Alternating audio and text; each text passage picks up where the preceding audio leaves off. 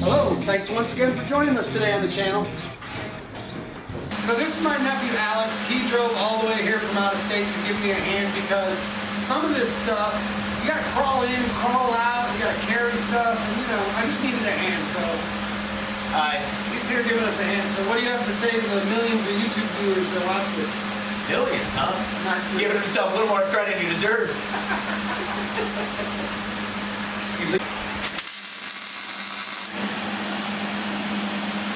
What do you think you're doing?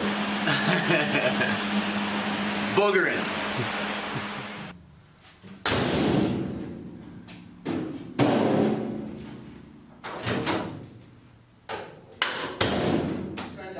So this is one of the ones that I was taking my time on because it's quite complicated. There's multiple curves.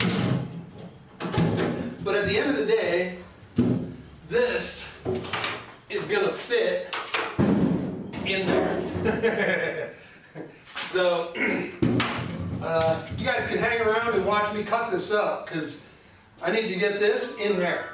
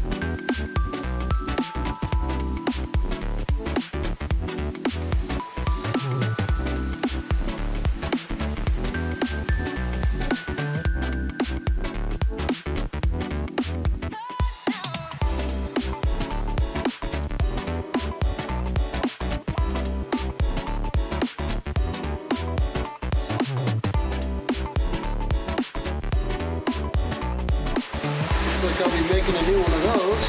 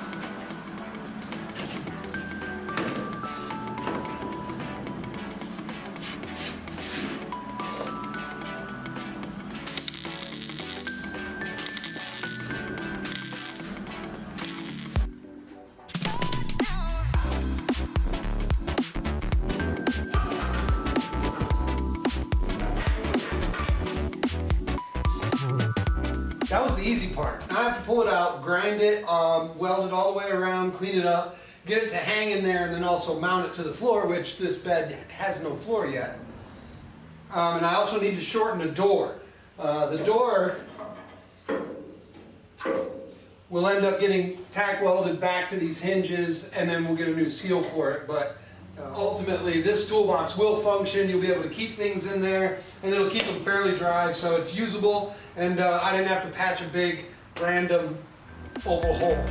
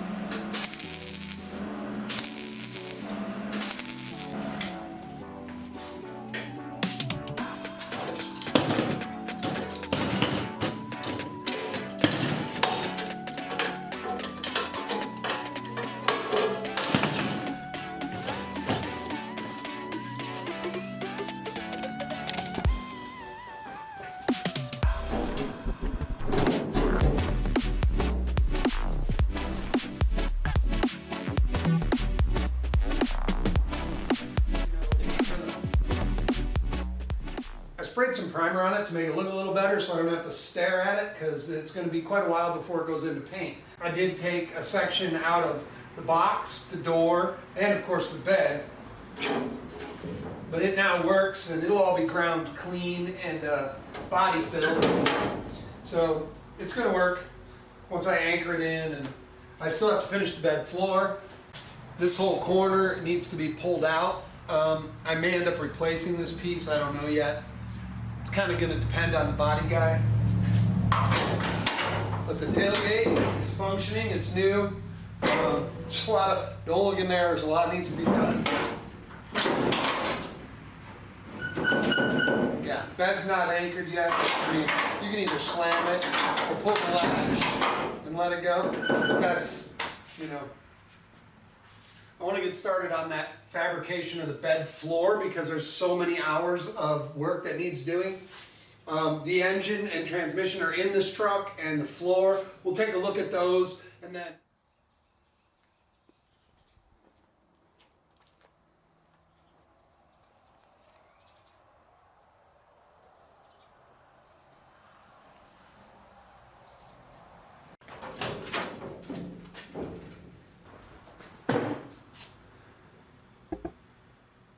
we've got a new high-end Ford steering wheel that's connected.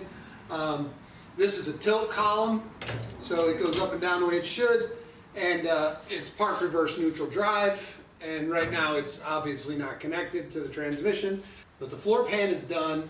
I do have some repair to do on the drip rail. There's a couple of corners that need a bit of patching.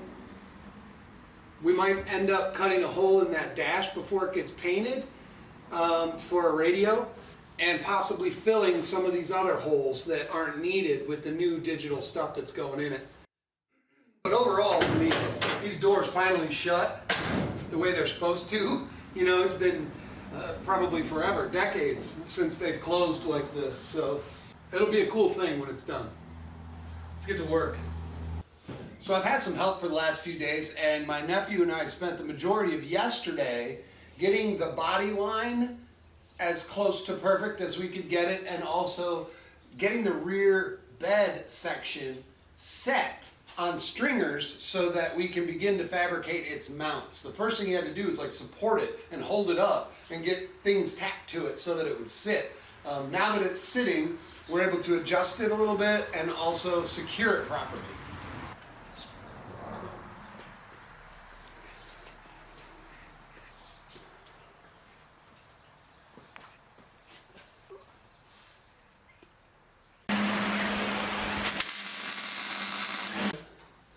I do not. The video's along, so make sure you stay tuned to see more of that clown, because he'll be back apparently. So, you know, it's going to be kind of tough. But we'll get through it, and I'm sure he'll be back. So